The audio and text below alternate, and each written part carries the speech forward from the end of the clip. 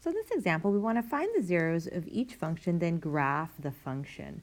So looking at this equation, y equals x minus 1 times x plus 3. So first of all, we can tell the degree of a polynomial by looking at how many x's we have. Now we have 1x here and 1x here, and they're both raised to the first power. So therefore, we have two solutions, and so our degree, or two roots, our degree is 2, which means it's even.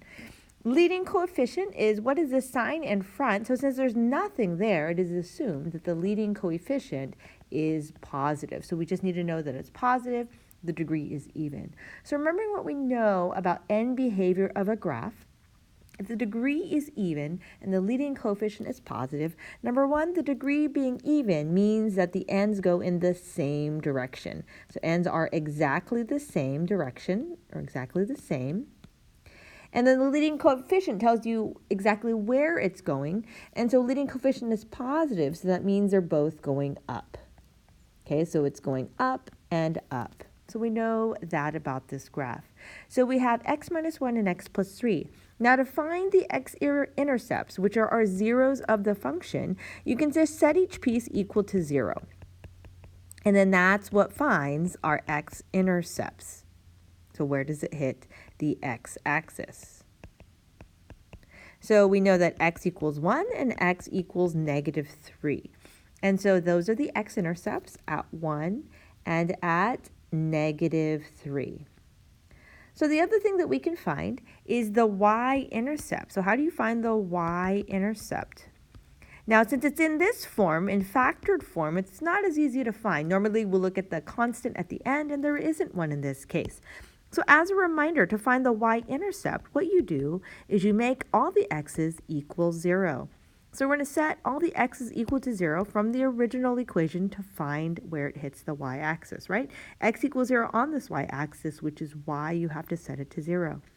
So this is 0 minus 1 times the x is 0, and then plus 3, and that'll give us our y, or our y-intercept in specific. So I'm going to just put y-intercept. So 0 minus 1, that is negative 1. 0 plus 3, that is a positive 3.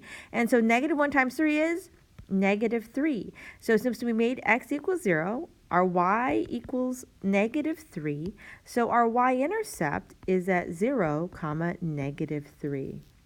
Okay?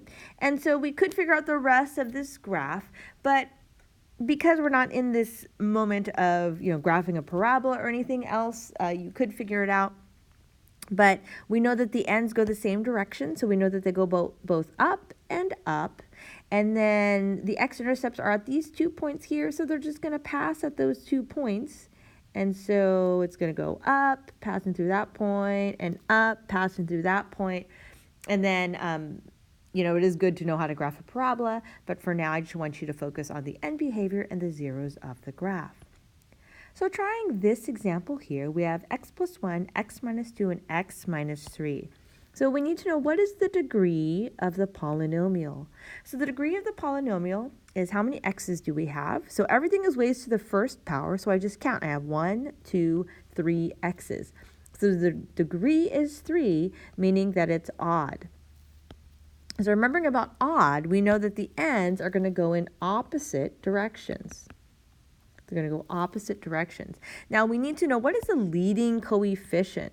Leading coefficient is either positive or negative. So looking at the front here, there's no sign, so we know that it's positive. So when its leading coefficient is positive, it's going in opposite direction. When the leading coefficient is positive, then I think about a positive slope. Okay, positive slope. So therefore, it's going to go down on the left and up on the right. So we know that general graph. So that at least gives us our end behavior. Now let's look at the x-intercept. So you're just doing zero product property for each of these, and I hope that at this point you can kind of see it right away. So the x-intercepts is x equals negative 1, it's the opposite, x equals positive 2, and x equals a positive 3. So we know what's at negative 1, positive 2, and positive 3. So negative 1, positive, and positive 3. The other thing that we can take a look at is the y-intercept. So how do we find the y-intercept? we make x equals 0, okay? So that's the fastest way to do it other than multiplying this through. You could find it by multiplying this all through, but that does take a little bit of time. So let's make x equals 0. So 0 plus 1 times 0 minus 2 times 0 minus 3. Again, this is coming from this equation here. So I'm just setting the x's equal to 0 to find my y-intercept. So now I'm left with positive 1 times negative 2 times negative 3. So the one we can disregard. Negative 2 times negative 3 is a positive 6. So my y-intercept is at 0, 6. And that is right here. So that's 6. So we know all the pieces of our graph, just enough of what we need. So we have our x-intercepts, our y-intercept, and then we also know their end behavior. So let's finish this graph. So I know it's coming from the bottom here, passes through the 6, the y-intercept, does something in here, and then it goes up at some point, and then goes to the 3, and then goes all the way up. And so this is a general sketch of the graph. Now we don't know exactly where the turning points are. They could be at different places, but that's okay. At this point in Algebra 2, we just want to know where are the x-intercepts, what's the end behavior, and can we find the y-intercept as well. Now to talk a little bit about limit notation and what is happening to the ends, because we are going to have to describe that. So we always look at as x approaches negative infinity. So as x approaches negative infinity is what's happening as we're going to the left of the graph. We're going to the left. So what is happening to f of x? As x approaches negative infinity, what happens to f of x? F of x, remember, is just the y. So what's happening to the y values as we're going to the left? So notice the graph is going down. Down means it's going to negative infinity. Okay, it's going down. Then on the right side, so we look at that as x approaches positive infinity. So as we're going towards the right, what is happening to the y values as we go towards the right? So f of x approaches what? What does the y value approach as we're going this way? So the y's are going up. So if it's going up, that means the f of x is approaching positive infinity. Okay, so that's a little bit more on the end behavior of the graph.